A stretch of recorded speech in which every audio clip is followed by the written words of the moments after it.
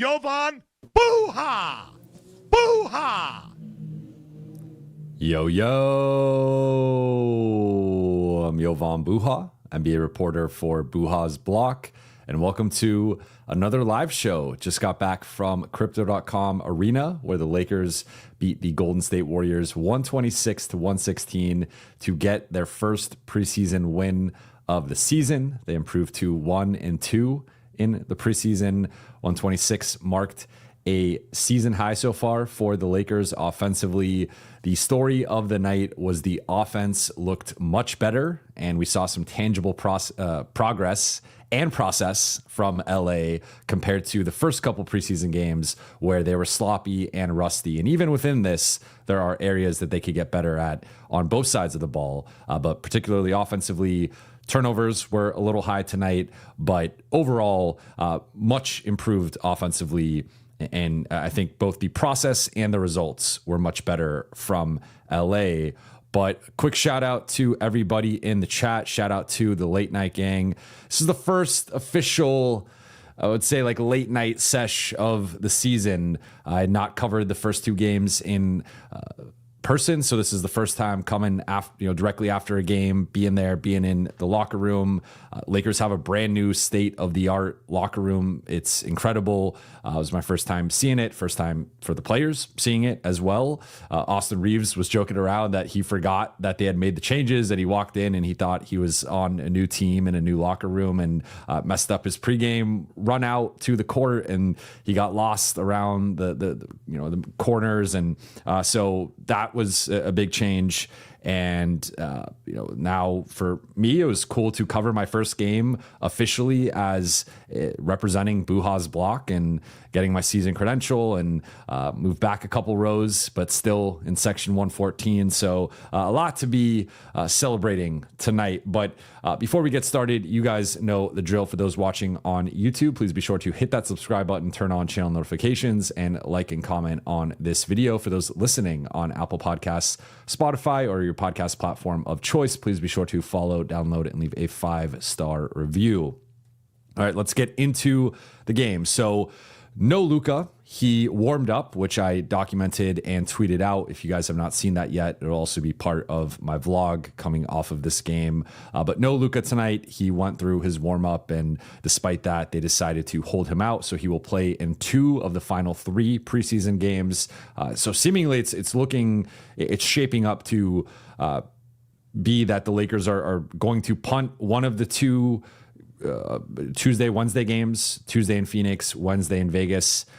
I would guess that they punt the Phoenix game on Tuesday, but we don't yet have clarity as to their process with that.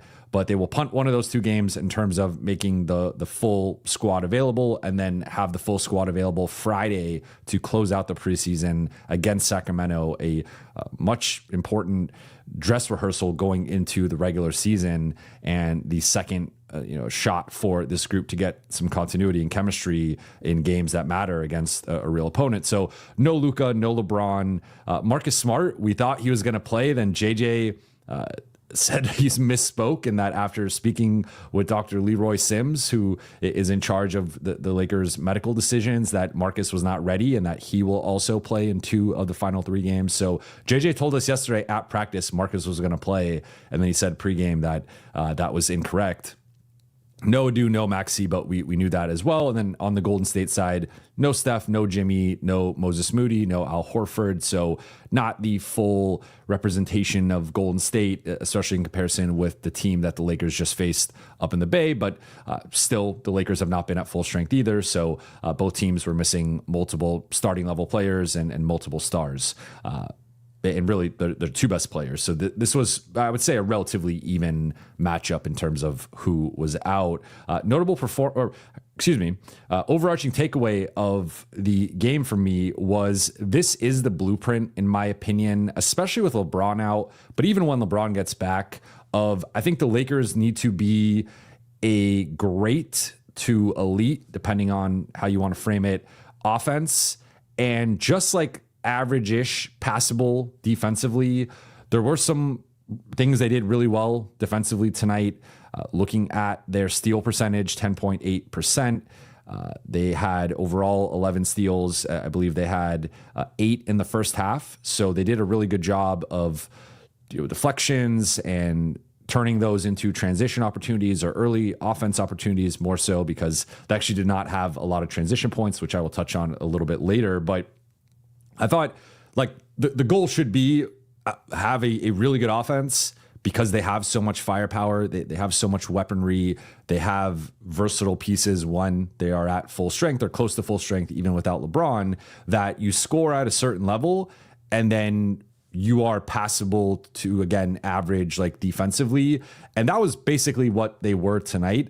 So 124 offensive rating, which would lead the league. That's an elite offensive rating. 114 defensive rating. That's going to be about league average-ish, somewhere in the middle of the pack. So I thought that this was the realistic blueprint for LA. And of course, some of these numbers are going to be skewed by garbage time, and both teams emptied their benches going into the fourth. LA actually kind of went with some of their rotation guys early in the fourth, but for the most part, it was not representative of the first 3 quarters. But even with the first 3 quarters, I think LA had a 122 offensive rating, so it actually went up in garbage time. So point being, I think this is the way that LA needs to play. Like I thought offensively, there was a lot to be encouraged by, and still some kinks that they're working out, especially I think between Austin Reeves and DeAndre Ayton in the pick and roll. And those two have just not quite gotten on the same page yet. But I think that's going to come with more practice and more in-game reps. And overall, though, I thought there was a lot to like about the offense. So to me, from like zooming out, what we can take away from this game in a macro sense, I think the biggest thing is like, I think a lot of the Lakers wins are going to look like this, where they are generating, they're getting to the free throw line a lot. They are generating a bunch of open threes. They are effective in the pick and roll, and they're just a really difficult team to match up with and to guard. And then defensively, they just have to tread water. They just have to be okay on that end, and they will win more games than they lose. And I think by, a decent margin. So I think this is like, from a macro sense, the biggest takeaway for me is like, it felt like a blueprint that the Lakers can replicate moving forward.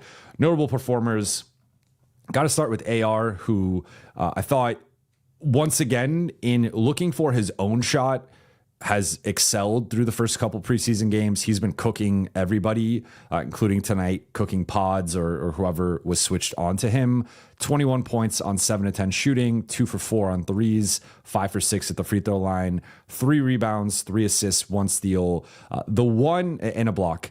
The one blemish with his game was he did have 5 turnovers, which was a quarter of LA's turnovers. And one of them, I will give him a pass on, just because that was right after he hurt or tweaked his calf and he could barely move, and he got the ball back in front of half court, tried to run a pick and roll, tried to thread the needle in the pocket, and it got intercepted. So that one I'll give him a pass on. The other 4 were like, he had one where he dribbled the ball off his foot. He had a couple trying to find Ayton, and so I think like there's still been some rustiness with him in terms of, I think, the playmaking and the decision-making, looking for other players, but he's been cooking one-on-one. It's just, I think you need a little bit more from him in the playmaking department. Like, there should not be games where Austin has more turnovers than assists. So that would be really the only thing for me to nitpick with Austin and criticize is, I think through the first couple games, he has looked for his own far more, or not far more, but a sizable amount more than playmaking for others. And some of this has been like, I thought the Phoenix game, guys missed shots, and Ayton, missed a couple bunnies that would have been assists for Austin. So I think the assist numbers could look better, but that would be my one kind of thing to note with him, is I think he needs to get his teammates going a little bit more, and that's still a work in progress offensively. Speaking of DeAndre Ayton, he had, in my opinion, his best game as a Laker, certainly his best offensive performance as a Laker. 14 points, 8 rebounds, including 3 offensive rebounds, 5 assists. That was a number that really stood out to me tonight. 5 assists from DeAndre Ayton, 2 steals, 1 block, 1 turnover. And one thing I've noted with Ayton before, for his career, he's basically even in assists versus turnovers. And in some seasons, he's had more turnovers than assists. So we know the decision-making process with him can be a weakness of his, But to have 5 assists compared to just 1 turnover, I thought that was impressive from Ayton, 6 of 8 from the floor. LA got him more involved offensively. I will touch on him in a little bit. Rui had 16 points, started 4 for 5, finished 6 of 10, but he had 10 quick points and was hitting everything and was far more engaged offensively. He also had 4 turnovers compared to just 2 assists. So he was another culprit here of, just between him and Austin, that's 9 of the Lakers' 20 turnovers. So they both need to be sharper in that regard. 3 rebounds, 2 assists, and a steal for Rui. Then Dalton Connect got the surprise start over Jake LaRavia, 16 points, 3 rebounds, 2 assists. JJ noted after the game that Dalton has actually been the leading scorer in team scrimmages across, he said 6 scrimmages. So I think in 6 of their 7 practices they've scrimmaged. He said he's the leading scorer by 42 points, which is a notable amount. That is a large number. And he also said he shot in each 3 practice increments, because the Lakers have had 2 stretches of 3 straight practices, that Dalton has shot 60+% in both stretches. So he wanted to reward him and give him the start tonight. So he started over Jake LaRavia. I think offensively, there was a lot to be encouraged by. He drew multiple shooting fouls, and I thought let the game come to him offensively in a way that he didn't quite. Like, of course, there was the shot making. He just made more shots, but I thought he had a poise and a patience to his offensive game that he didn't quite have the first 2 games.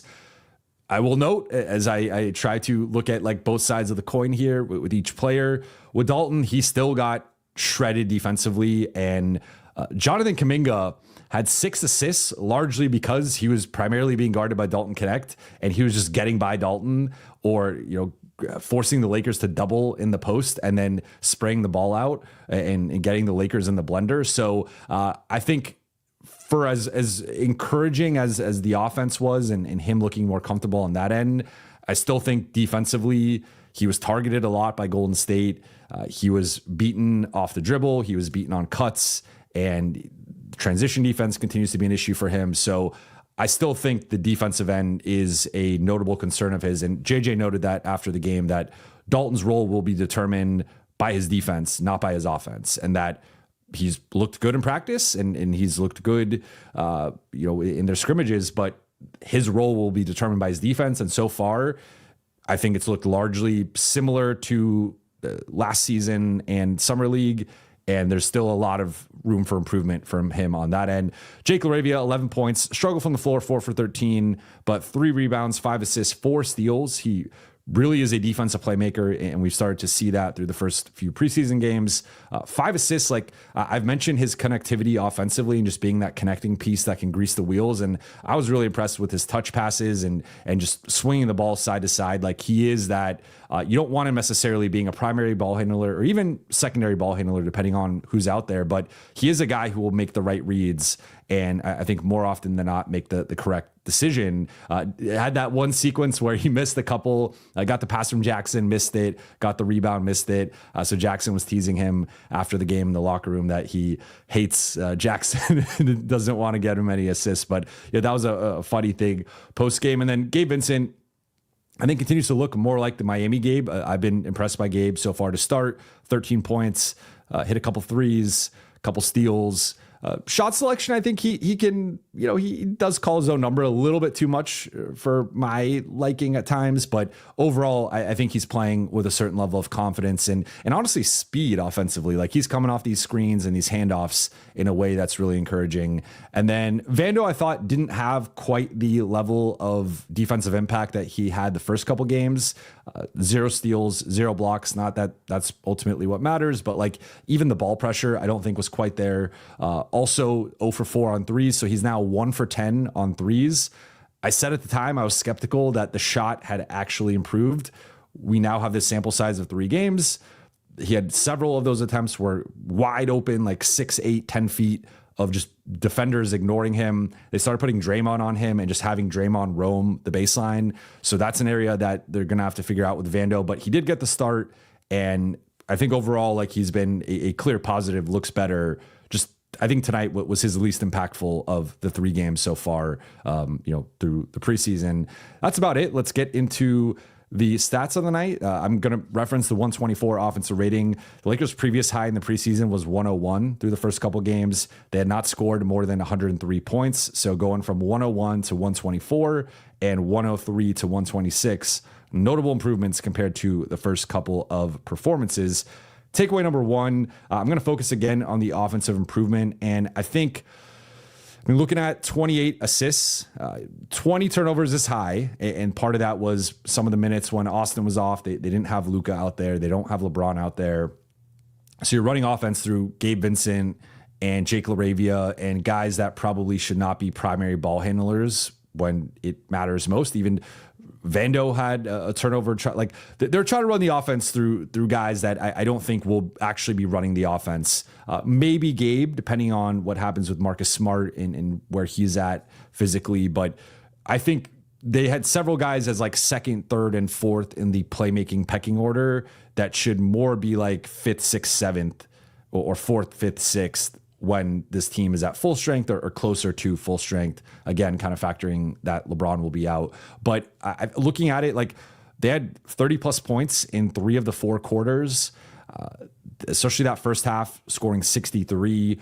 Like I thought the pick and roll actions they were running, the horns actions they were running, I thought they were finding the guys on the weak side more, and there was a speed to the offense and a pace and a verve that they didn't quite have the first couple of games. They were just more organized overall. And again, there's some rustiness and guys are still figuring out the best ways, especially with a piece like Ayton. That's such a big piece that he's a different type of pick and roll guy compared to Jackson. So to have Ayton, they're still figuring that out. But I thought overall there was a lot of progress. And to me, you can make the point that Austin was just as good, if not better, than the Phoenix game overall offensively. Ayton had his best game. Rui had his best game. Dalton had his best game. Jake arguably had his maybe not best shooting performance, but like 11 points, 5 assists is right there, I think, with anything else he had done. And then Gabe obviously had the big first half against Golden State in the last game, but like you had multiple guys kind of break out and look more comfortable. So I think overall the offense, there was some real progress compared to the first weekend.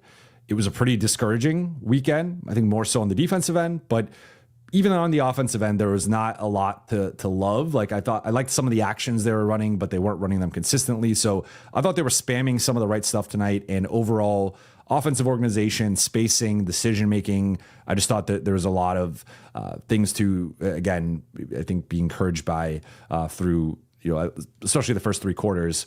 Takeaway number 2 for me is DeAndre Ayton, the hub.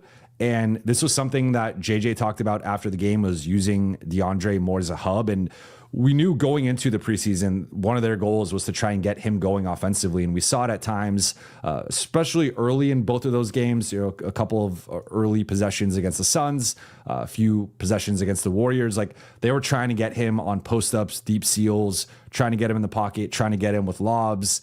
That was a mixed bag with him catching and dunking some of them, catching and missing, catching and getting fouled, or some turnovers. Teams have really sunk in against DA in the middle of the floor. So I thought tonight this looked more like the Phoenix version and even the Portland version of DeAndre Ayton offensively, where he was hitting little middies, a couple of floaters, and it wasn't just the primary action per se. It would sometimes be Austin or Gabe with a swing pass to the weak side guy.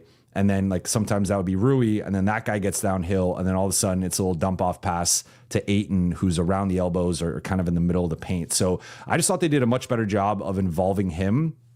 I think, again, the pick and roll chemistry with Austin is not quite where it needs to be. And I'm interested to see what the pick and roll chemistry looks like with Luka, just because, again, there's been some, we'll say mixed signals on like how much they've actually been able to do together, right?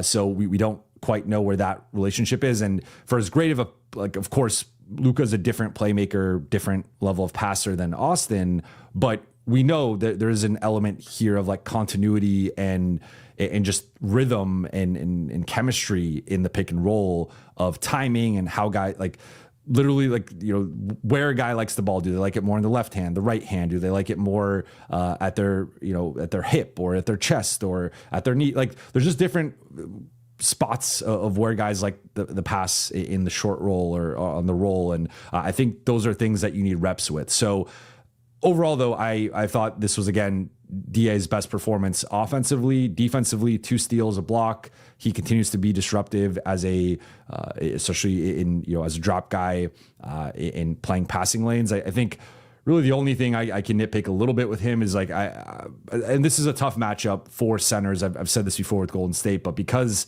especially a guy like Post, but also Horford, those guys are stretch 5, so they will space you out, and they're picking and popping, which for Ayton, especially in a drop, can sometimes be tough for him to rotate out there, or he's dragged out and then you take him away from the rim protection at the rim. So I still think that the pick and roll defense could be a little bit better overall, but I think he's been, especially after tonight, like he looked far more like the Ayton that we've been expecting. But overall, I think that the rebounding and defense have been there through the first 3 games.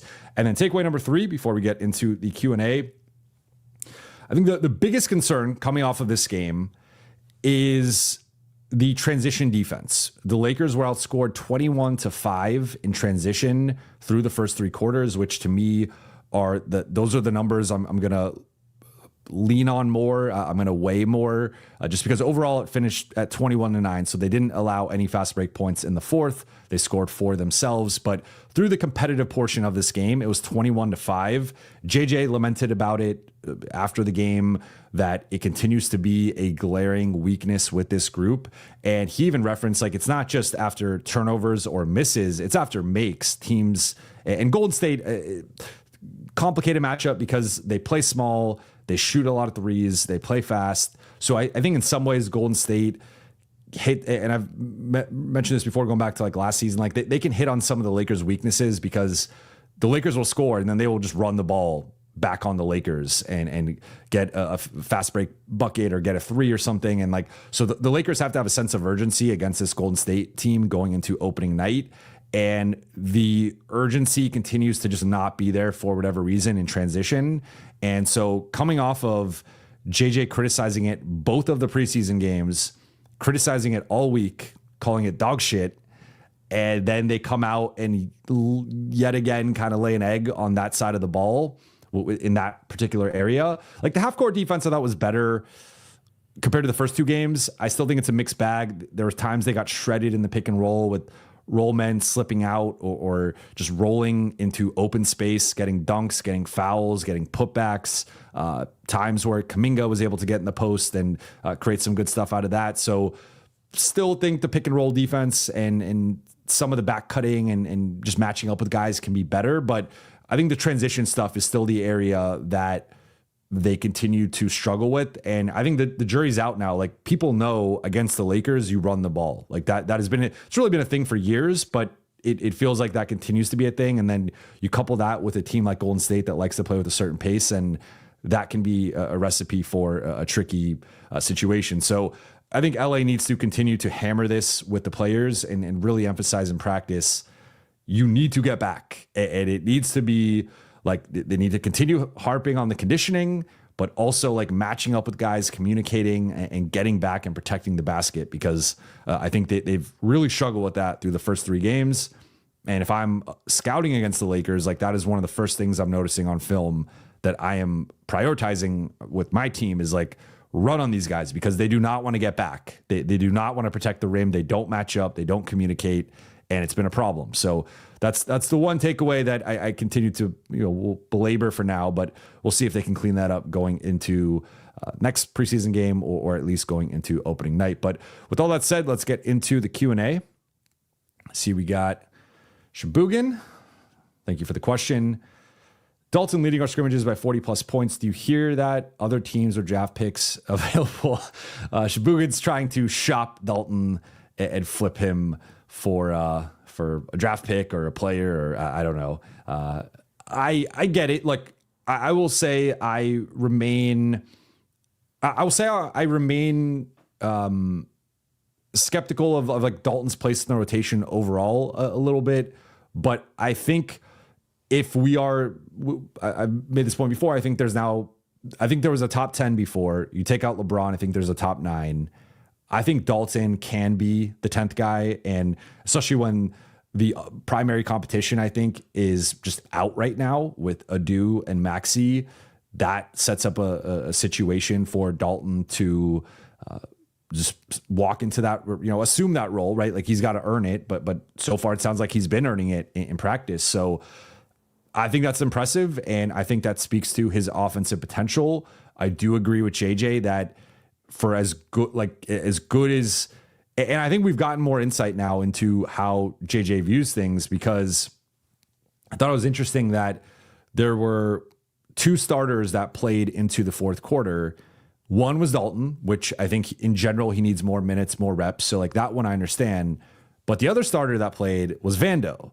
And we've discussed Vando's shot before, and that's been a talking point for JJ before.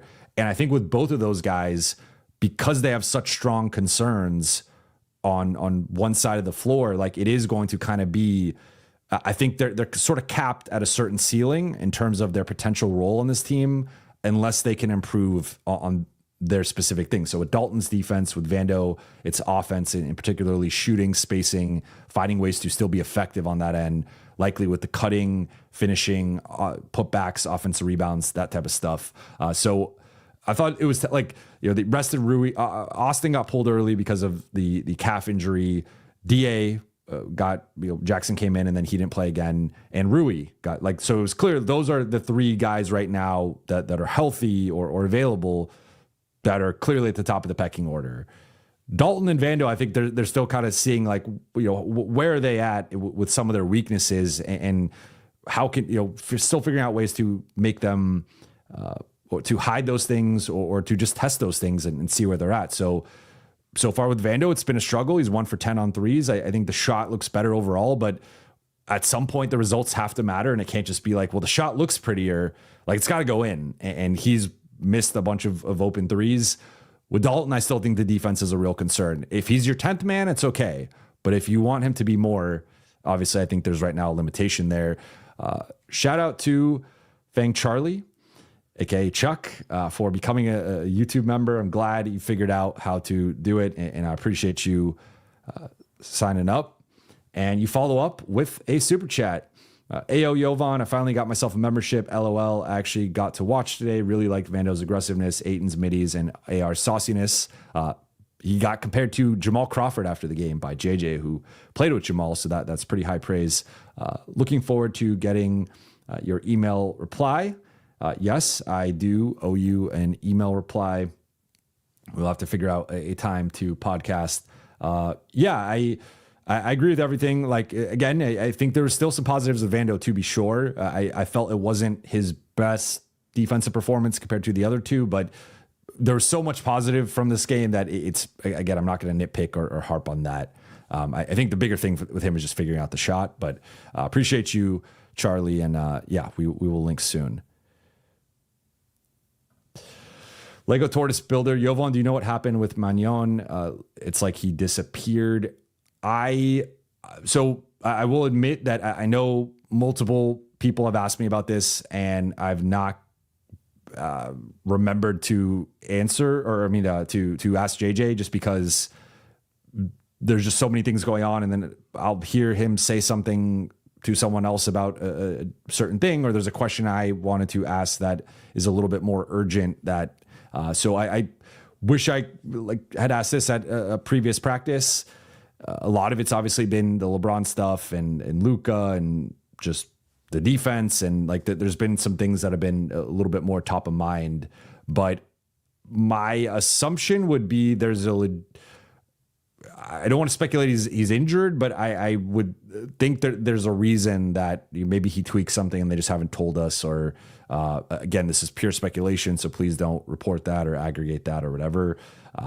But JJ said pregame he was out, so I just I feel like that would, again, that probably warranted a follow up. But no one has asked about him, so it's just kind of flown under the radar. But yeah. Keon Park became a YouTube member. Thank you, Keon. I appreciate it. Ken Carter, hey Jovan, how should Vando be used given how he isn't much of a threat at all on offense outside of transition buckets? If you're viewed as a bad shooter and the D mutes you, that alone can hurt the team. So I'm intrigued by Vando and Kleba in second unit groupings. So for the record, and this was actually something I had potentially thought of as a takeaway, but I decided to pivot.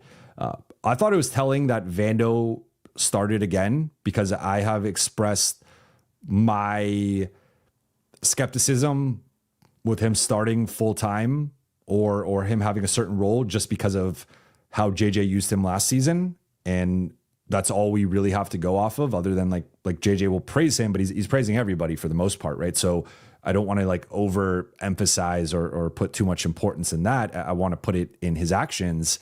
And his actions were he started Rui and Vando and he moved Laravia to the bench and started Dalton. So when Luka comes back, I think Austin, Rui, and DeAndre are the three locks from this five.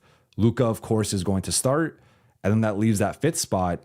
But if we are viewing Luka and Austin as guards, at least offensively, and then Rui as a front court guy, Ayton as a front court guy, I think Vando, he started all three preseason games. So it seems like Vando is in line to be the fifth starter for the time being. I don't know if Marcus Smart's availability will change that ultimately as like an alternative. And I've, of course, made my case for why I think Marcus should start longer term. But it looks like, at least based on the actions, he's starting Vando, and he's been right there with, it's been Ayton, Rui, Vando as the front court. And I think that's going to be the front court going into opening night, assuming no drastic changes happen over the next week or so. So I think that they are testing that out, that they are trying to figure out the best way to make those three pieces work, at least in the short term. But I mentioned Maxi Kleba because Maxi, in some ways, those two I think can really complement each other, where Maxi can be the five, even though he also has some tendencies defensively as a four with his switchability and versatility. But then offensively, Vando can be more of a five, because I think if we're put like Vando defensively can defend multiple positions and you can use him in a variety of ways. Offensively, he's a five. Like that is the challenge, I think, with Vando, is that the best way to use him would probably be to use him more as an on-ball screener or elbows guy.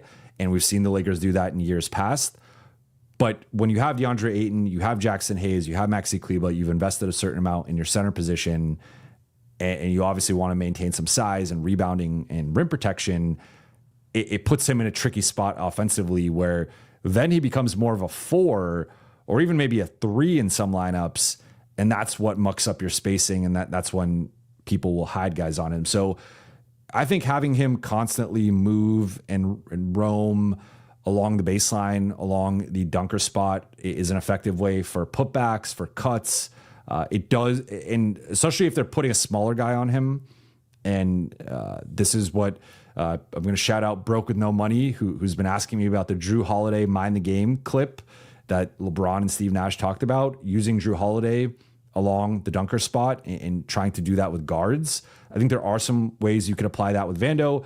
I will note again that Drew Holiday is a much better offensive player than Vando, a much better finisher, an ambidextrous finisher, and also a better passer than Vando. So it's an imperfect comparison, in my opinion, because Drew is he's a former All-Star. He's just a baller. And I think he's just a much more dynamic offensive player than Vando. So you can get away with it with Drew. I'm not quite sure if Vando is going to have the same results as the way Boston used Drew, but there are some things with his limitations that you can try to manipulate it on the baselines. I think you could also involve him in horns and elbow actions to at least, I've talked about like using him as a dribble handoff guy, because then it's either his guy has to play up for the threat of a Luka, an Austin, a LeBron, even a Gabe when he's feeling it, like catching and getting downhill, or catching and stepping back, or just catching and pull up.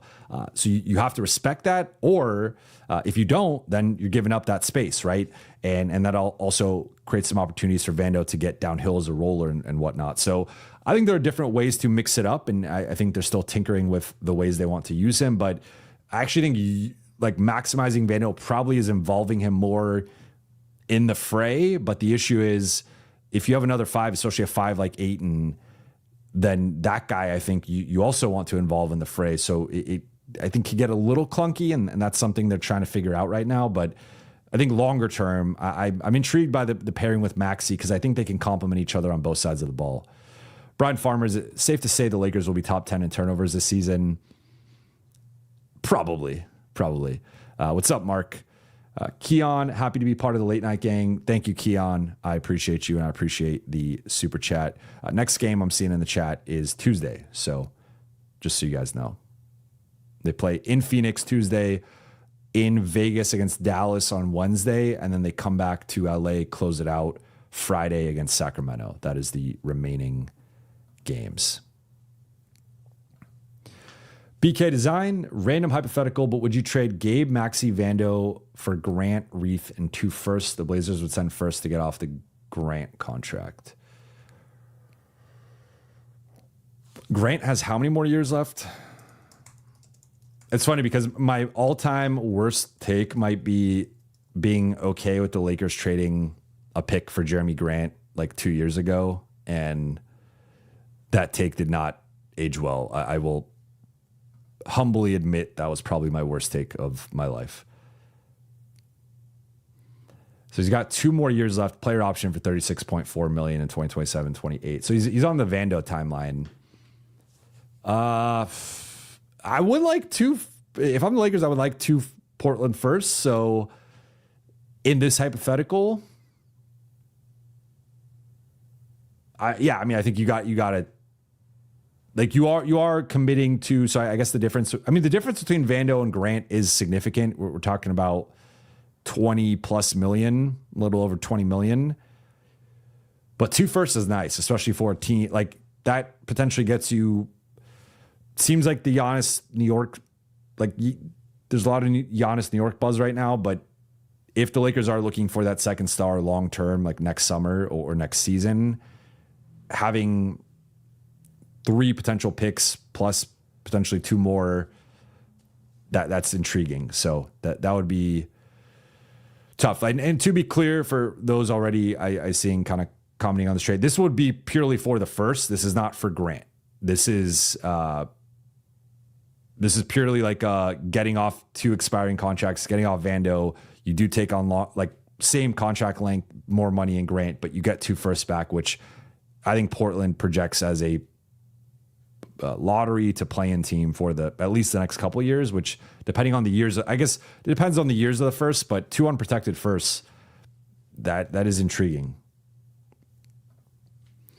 Zach Wan, thank you for the super chat. One, do you think LBJ's injury is the chance for RP to see if AR, DA, and MS worth that contract extension? So he's saying here, if LeBron's injury is the chance for Rob Pelinka to see if Austin, DeAndre, and Marcus Smart are worth contract extension. I would throw in Rui into this mix as well. And then 2, do you think we could get Malik Beasley? Okay, so I'll start with the first part of this. I do think that this is an audition and a chance for Rob Pelinka to evaluate the long-term fit of Austin with Luka, DeAndre with Luka, Marcus Smart with Luka, and of course for Luka to evaluate that too. I think we have to factor in, like, Luka is the franchise player, and Luka is going to have a say in the franchise's decisions, as most franchise players have, and most players of his caliber have to some extent. So I think it's an audition for Rob, it's an audition for Genie, it's an audition for Mark Walter, it's an audition for Luka. It's an audition for the fan base, right? Like, I know you guys will have your opinions on this. I think it's worth noting, though, that DA and Marcus both have player options. So it is partly out of the Lakers' hands in terms of what those guys do with their futures. And I've made this point before with both of them. But if they ball out, they will probably get bigger contracts from the Lakers or someone else next summer. If they don't ball out or kind of just even just playing up to their contract level and they don't have much of a market, then they will likely opt in. So that the tricky part here with DA and Marcus is it's kind of out of the Lakers' control. With LeBron, it's obviously out of the Lakers' control because of the no trade clause. But I think more so Austin and Rui are the 2 guys I'm looking at where Austin is going to opt out next summer and test free agency or at least become a free agent. And then Rui, Lakers have 8 days here, a little less than 8 days because it's about to be the 13th, to figure out a potential contract extension with him. Otherwise, he will be an unrestricted free agent next summer. So I do think this stretch here of however long LeBron is out, and really the full season, because I think you should factor in when LeBron's there and when LeBron's not there. This is all an audition for the future. And then 2, could the Lakers get Malik Beasley? Technically, yes, but the issue right now is the Lakers are too close to the first apron to sign a 15th player. So they have the roster spot, but they don't have the roster flexibility as constructed. So it would require them either making a trade, which is unlikely to happen right now and is much more likely to happen in, like, let's say mid to late December on the early side, all the way up till the trade deadline.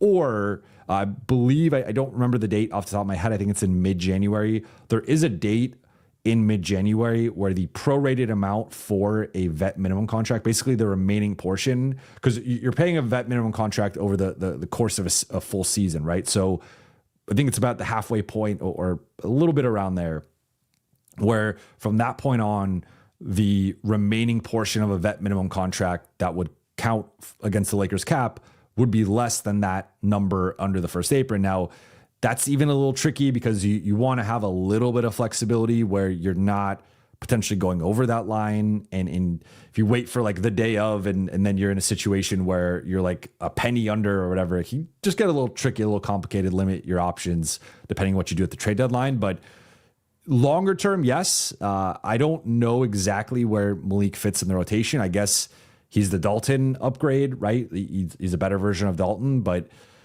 I think I again continue to beat the drum of they need a better two-way wing. Malik Beasley does not check that box defensively, but he does check that box. He's got a flamethrower, one of the best shooters in the league, one of the best high-volume shooters of all time up to this point in his career. So I get the appeal, and I think if you can add him, I'm all for vet minimum contract for Malik Beasley. Sure, sign me up. But it seems like unless the Lakers make a trade here that, again, is very unlikely until at least December, it would have to come at some point in December or January. And as of right now, he's not signed anywhere. So there's a possibility that maybe he's like a midseason pickup for the Lakers or someone else.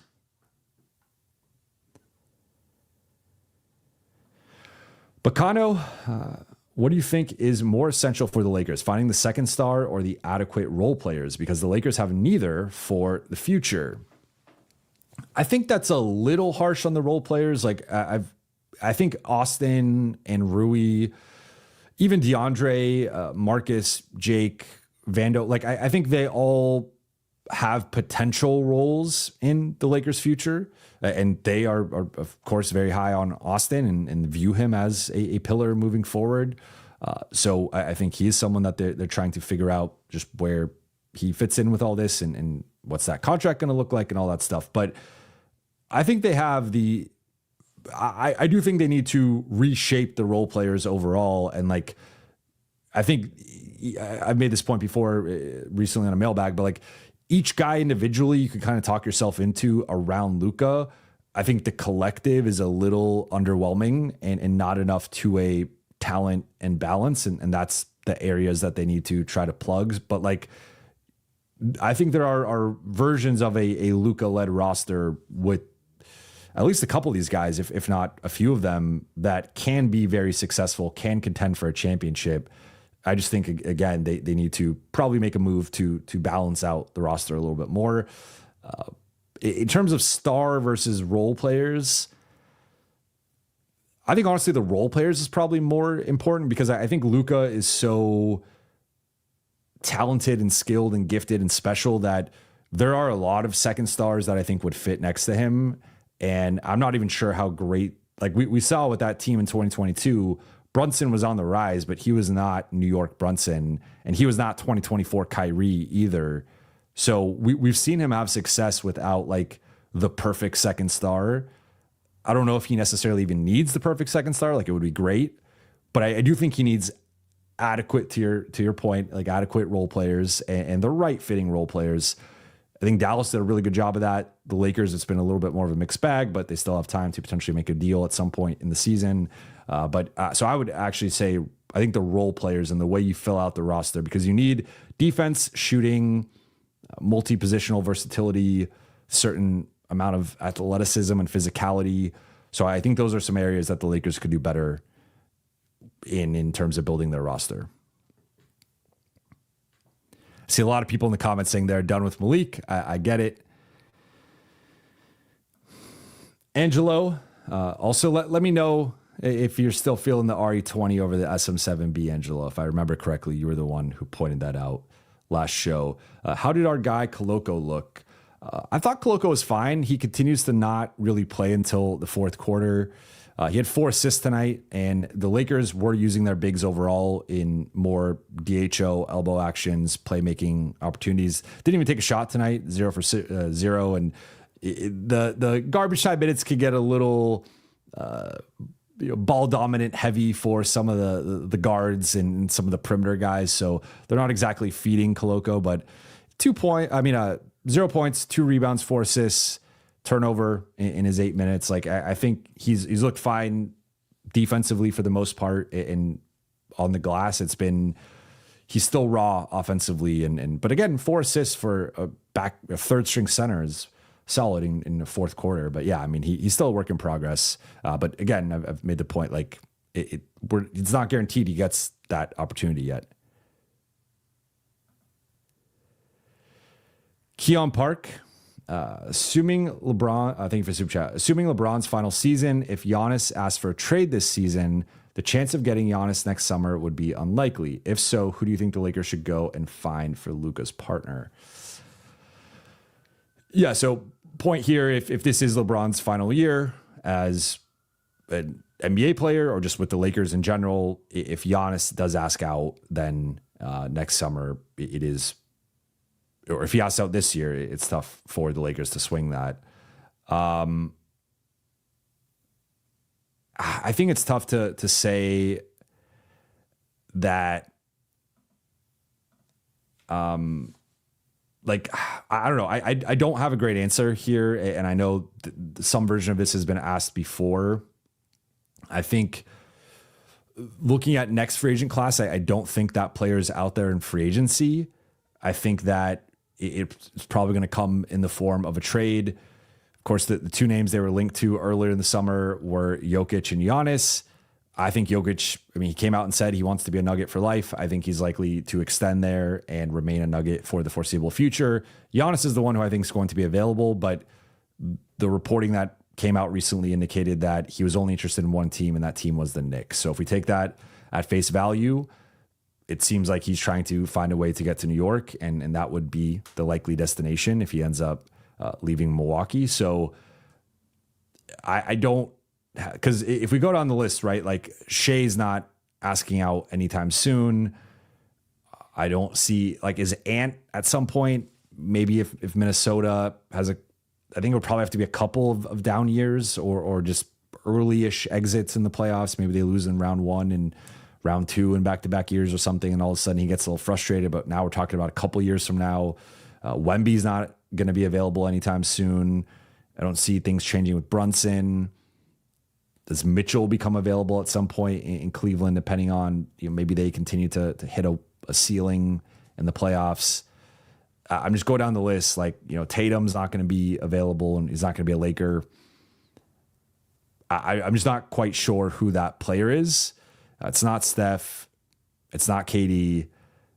So who is the blue chip guy that can be the number 2 next? And of course we could keep playing this game and go down the list until we eventually find a name that could be available. But I don't think that player is clear yet. But I think that that will likely unfold throughout the course of the season. And there's a lot of factors here where you just never know what team is going to underperform, if there's going to be a major injury that forces a player to want out or to change how they feel about their team or their future. So we have a lot more questions and speculation here in terms of that next star. But I would have some patience with that, because I don't think, to your point, I don't think they're going to find that guy this season in terms of like acquiring him.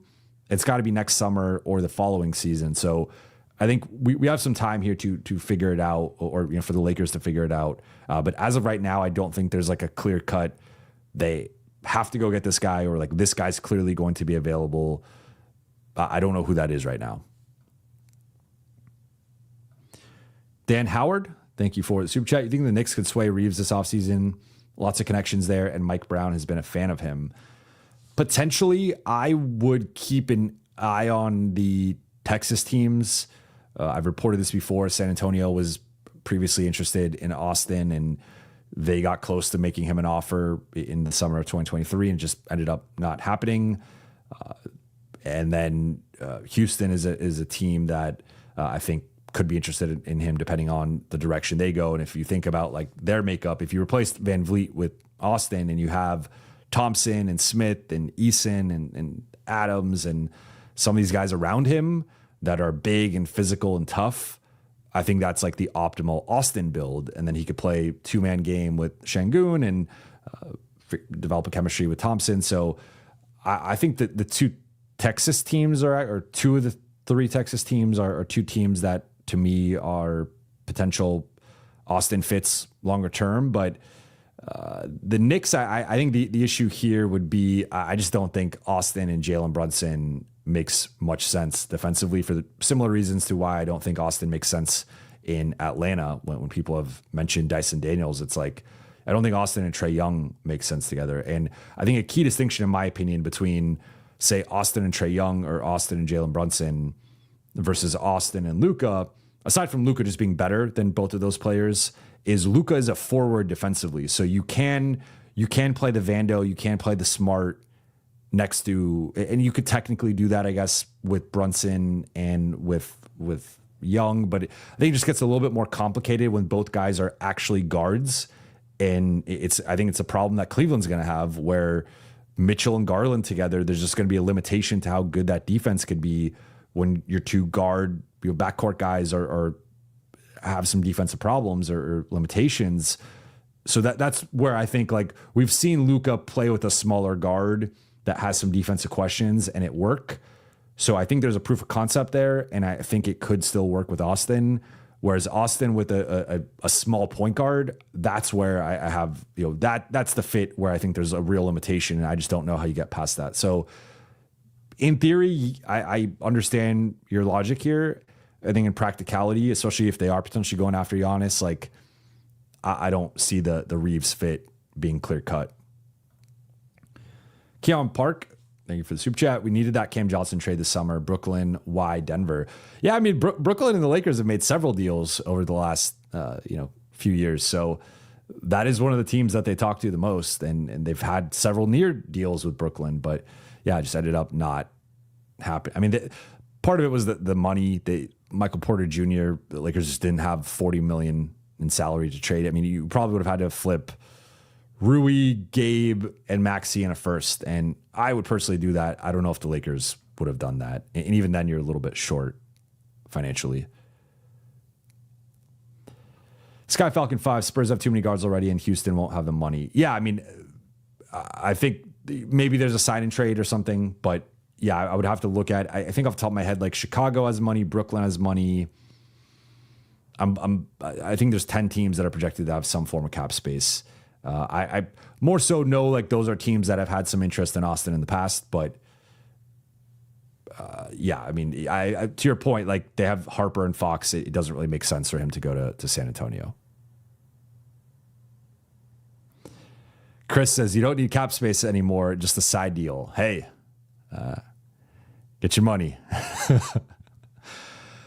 Ken Carter, do you think a potential Derek White trade is possible even if you have to give Austin up? I know Boston fans would love AR for obvious reasons, LOL. Oh, man. I don't think so. If I'm Boston has already decimated their core to such an extent that if I'm Jaylen Brown or Jason Tatum, I throw myself in front of this and I'm like, we're not giving up Derek White. So I don't. Is it theoretically feasible? Sure. Is there a universe in which it is possible? Sure. But I think they've already decimated again, like most of their starting group and core, that I would fight to keep Derek White if I'm a Celtics stakeholder. Brian Farmer, game on the line. Who'd you rather take the last shot, Vando or Bronny? Oh, man. Bronny.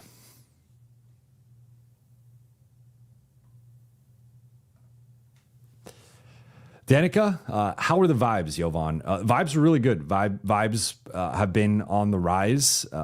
I was transparent earlier in the week that I thought the vibes were low. And in retrospect, having the context of the LeBron situation, my read on the vibes were they just found out about LeBron and it was a giant gut punch. And it was like our second best player, top 10 player in the league, and arguably the best player of all time, is going to be out for theoretically the foreseeable future, at least the next few weeks. But again, we don't know the reevaluation process and how these things, like JJ has been already transparent about, this thing could linger. It could be tricky. Like we don't know. And we know with the Lakers history with reevaluations that can there could be setbacks, or they could be two more weeks. How many times did we hear that? Kendrick Nunn, Christian Wood, Vando, like Gabe.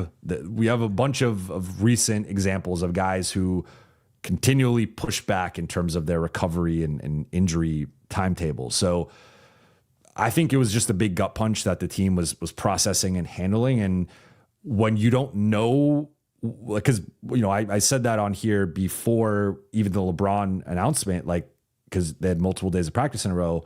So I think when the team is feeling that and you don't know it, like you can kind of sense something's wrong, but you don't know quite what's wrong. And the Lakers did a good job of keeping that internal and not letting that get out. Obviously, Shams reported he was unlikely to play in the preseason, but we did not know the extent of LeBron's situation and that it was likely going to cost him. Like he's never missed an opening night in his career, and he's never missed a playoff game. Like this is a guy who has often bookended seasons with health, or at least being able to play through whatever he's dealing with, as we've seen during some playoff runs. So I think it was a big gut punch that put the team in a little bit of shock and a little bit of like processing things. But I think things have been much better. Of course, anytime you win, the vibes are going to be high, and that's any NBA locker room. Even like a 10-win team is going to have good vibes after a win. Like that's just how these things go. But I think overall, like, and again, I thought it was reflected in their play and their the product on the court. Like, I think this team is starting to figure things out, especially on the offensive end. Still some ways to go defensively, but vibes are much better, to answer your question. Sarah, Jovan, did you get to talk to Boban tonight? I did not. Unfortunately, he was in the bunker suite sitting with Luka, Luka's manager, Laura Beth, and his dad, Sasha. So he was there as a guest of Luka's.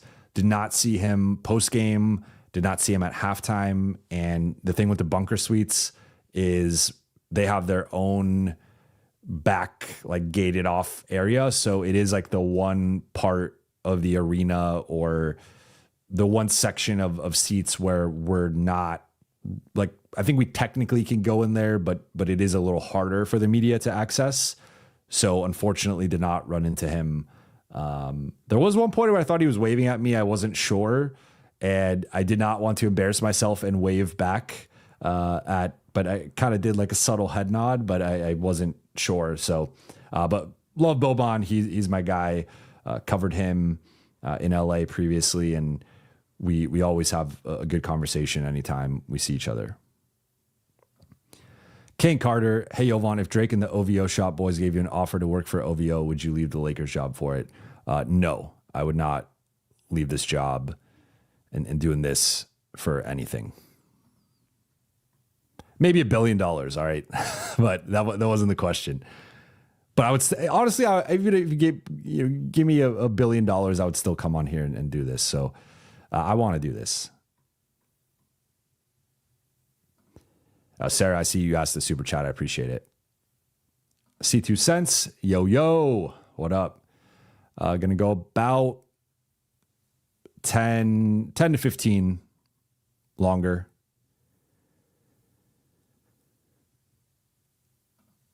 BC, LOL, you wouldn't want Colin Cowherd's job. I mean, there are certainly media jobs that I would entertain, but that's different than like walking, like if I was going to work for OVO or a different like that's leaving sports media or whatever.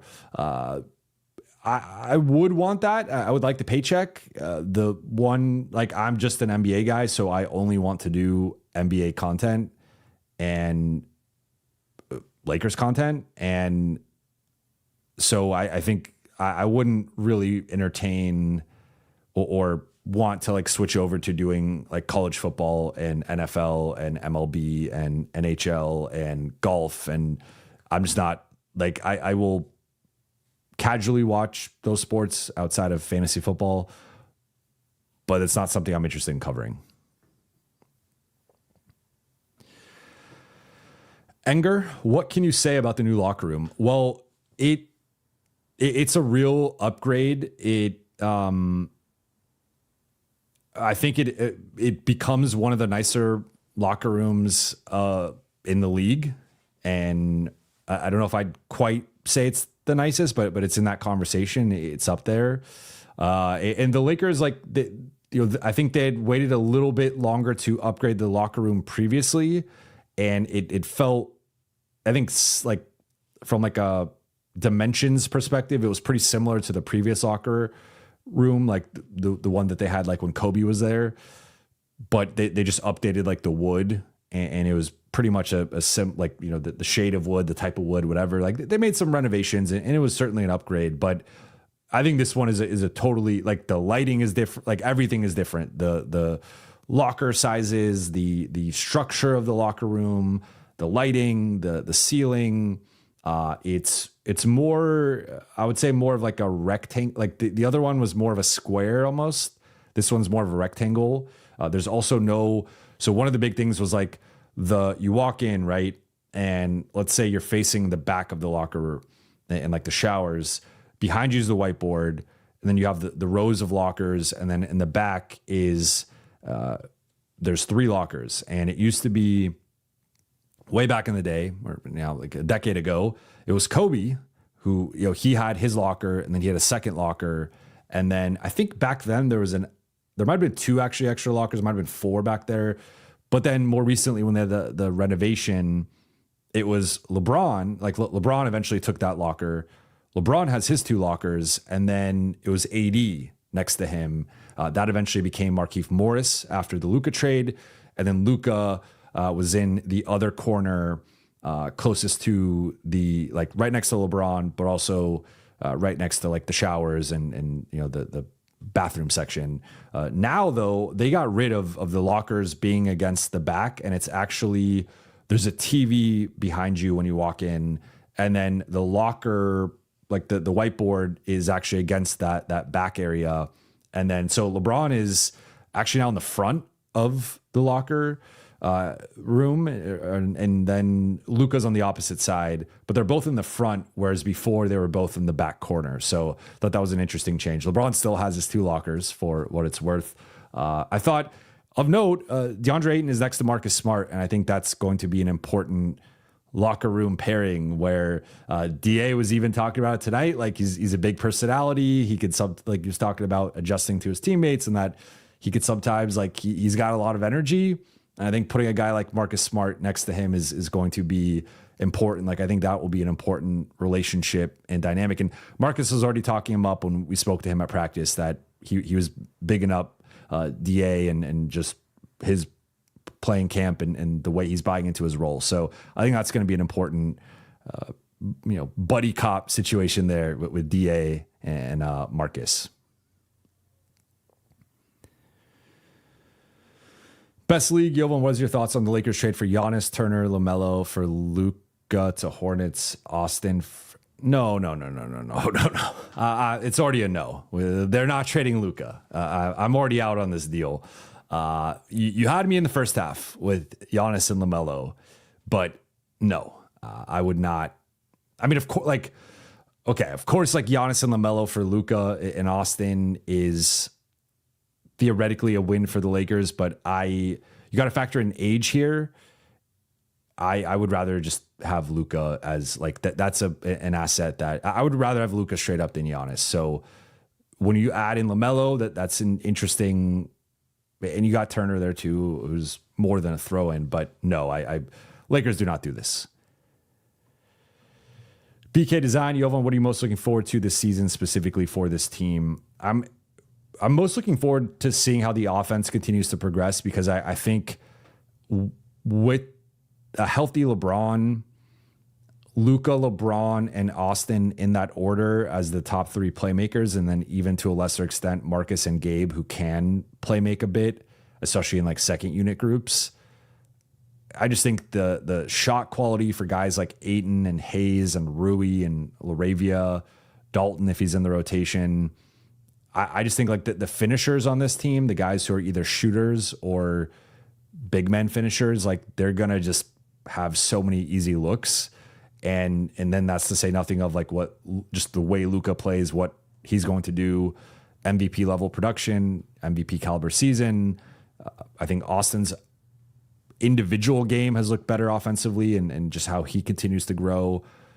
LeBron is always working on his game and is talked about being a better catch and shoot guy. He's already been a 40+% catch and shoot guy back-to-back seasons, but if that could even go higher, which is going to be tough, but like if he could be an even better catch and shoot guy, like that just makes the offense that much more dynamic. So I would say in general, like I think this group has league best offensive potential, or at least like top 5, top 3.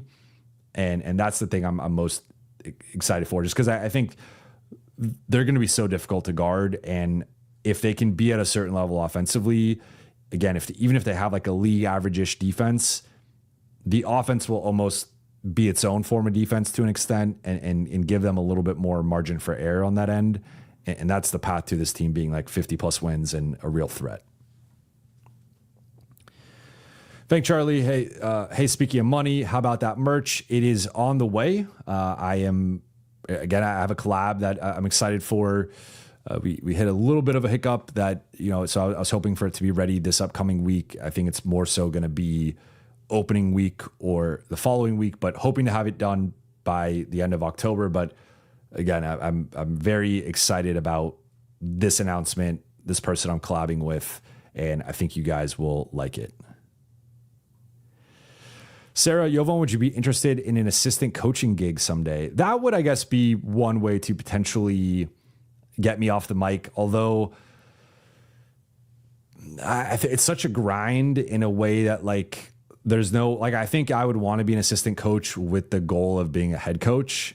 And that's just really difficult to do, especially a lot of times you got to be a former player, or you're like the Eric Spoelstra prodigy in the film room and still a grinder who put in 15, 20 years in the film room before he got his full-time head coaching opportunity. So I would actually be more interested probably in working in a front office and being an assistant GM and eventually trying to be a GM. And I think that's honestly probably more realistic than being a coach.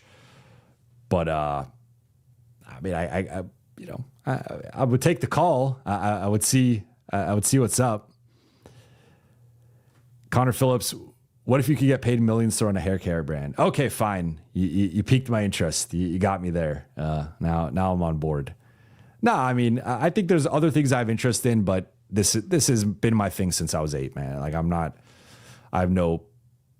this is what I want to do. John, Yo, what do you think our win record would be this season? I think I predicted 51-31 going into the season in my season preview with Trevor Lane. We both picked 51-31. I would like to know how many games LeBron is playing, because I was banking on LeBron playing like 65, 70 games in that projection. So if it gets much lower, I don't think it's going to like sway things a lot, but I think it does have the potential to sway things by a couple games, a few games. Like it just depends how long he's out for. So I'm a little pessimistic on that outcome just based on the current injury situation. Maybe we still have Marcus dealing with what he's dealing with. And the team has not been a beacon of health to start the season, but I said 51, so I'll stick with that for now. But I want a little bit of wiggle room in case LeBron misses a month of actual regular season or even longer. Sorry, I realize I'm a bit behind in the chat. I'm trying to catch up. Connor Phillips, what locker rooms are in the conversations for the nicest? Off the top of my head, Clippers, Intuit obviously is one of the nicer ones. Chase is actually, I haven't been in the Clippers home. Apparently the home one is really nice. I think the road one's really nice, but apparently the home one's even nicer. Chase Center, like the newer arenas, I would say Golden One Center, State Farm Arena, the Atlanta one. Those are, and typically I'm more so in the visiting locker room. So I haven't seen the new visiting locker room. They renovated that as well. So I want to see what that looks like to compare it, because you typically have to pick between home locker room or visiting. And obviously when they're on the road, I pick the visiting.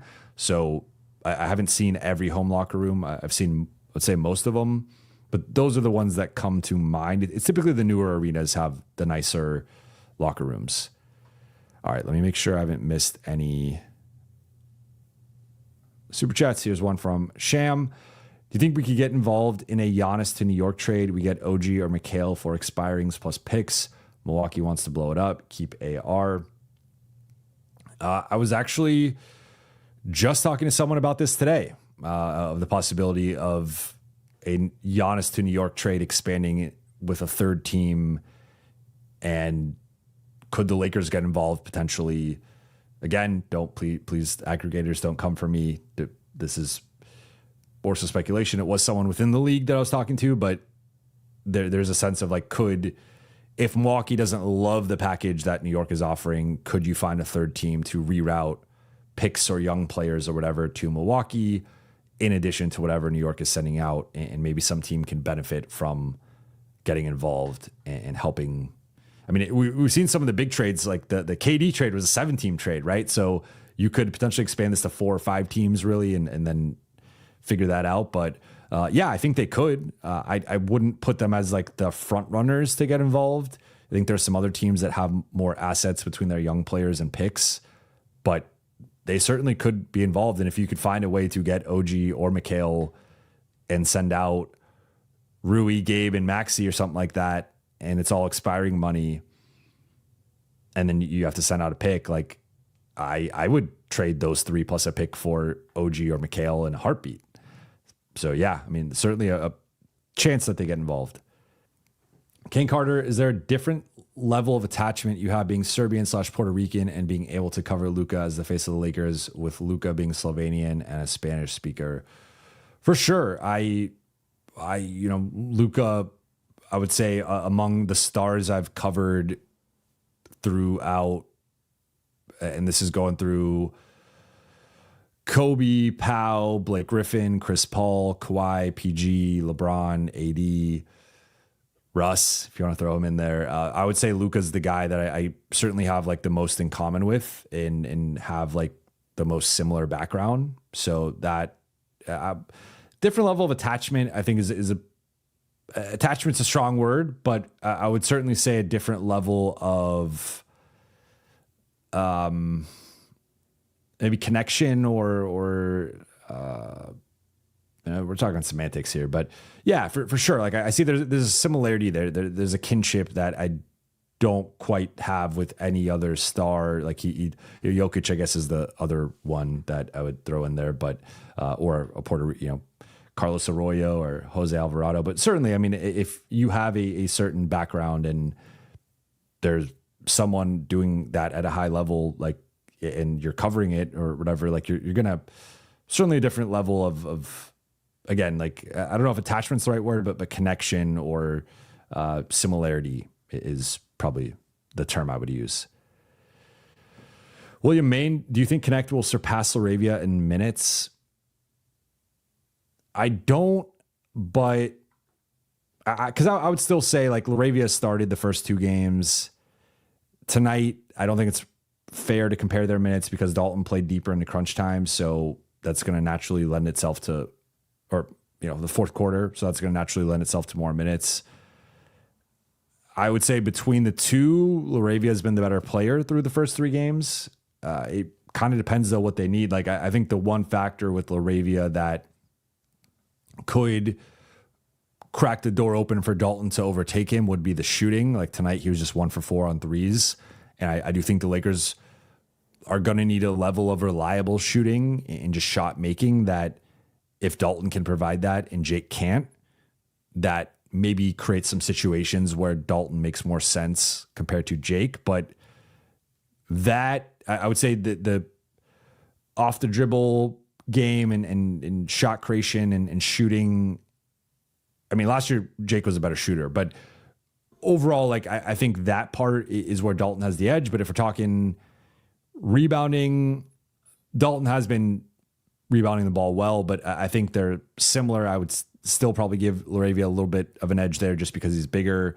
But defensively, passing, decision-making, greasing the wheels, being a connecting piece, I still think LaRavia has a clear edge in multiple facets of the game. So I do think it could be matchup. Like if the Lakers offense is in the mud and guys aren't making shots, I can see a situation in which Dalton makes more sense in a particular game or matchup. But in general, I do think, especially with hearing JJ talk about it and being like, Dalton will get on the floor more based on his defense. It has not been the best start to the preseason in that regard. And LaRavia has been a much more effective defender. So if you are trying to like find two-way balance, I think it's clearly LaRavia, but Dalton's offense and shooting might just be too much, where especially when he's on fire or in a rhythm, it's tough to not play him.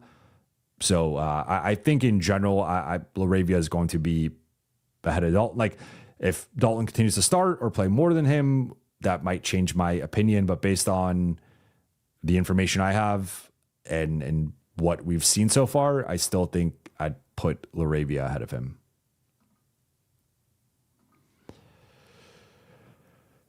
Connor, Kobe was actually like Kobe and Pau, I guess would be the other two guys. Like Kobe did speak Spanish. I do admittedly probably have, my mom's going to kill me if she hears this, so I got to be careful, but I'm probably a little bit more like, I probably associate a little bit more with the Serbian side. But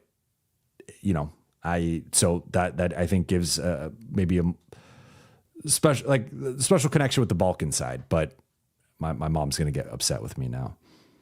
She's in Spain right now, so she's probably not watching. I do, of course, love my Boricua brates.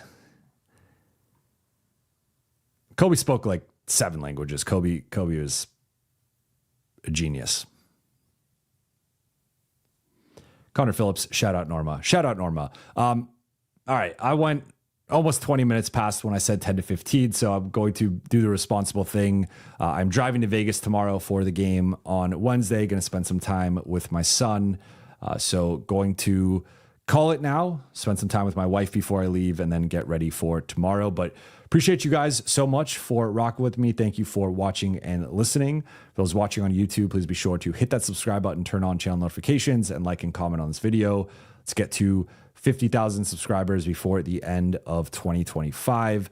For those listening on Apple Podcasts, Spotify, or your podcast platform of choice, please be sure to follow, download, and leave a 5-star review. I'll be back on Tuesday with a mailbag. I still have the second part of the 2-part mailbag I was working on from last week. So if you guys have any more questions, you can get them in on the community tab under the post, the prompt I had for mailbags. But have a set of questions I'm already going to answer, and then might add in a couple more depending on them. But appreciate you guys. Shout out to the Late Night Gang. Shout out to all of the members. Shout out to the mods. It's been a minute since I shouted out the mods. I appreciate you guys for running things. And yes, I'll be back on Tuesday. And enjoy the rest of your evening /day wherever you are. It is always late night.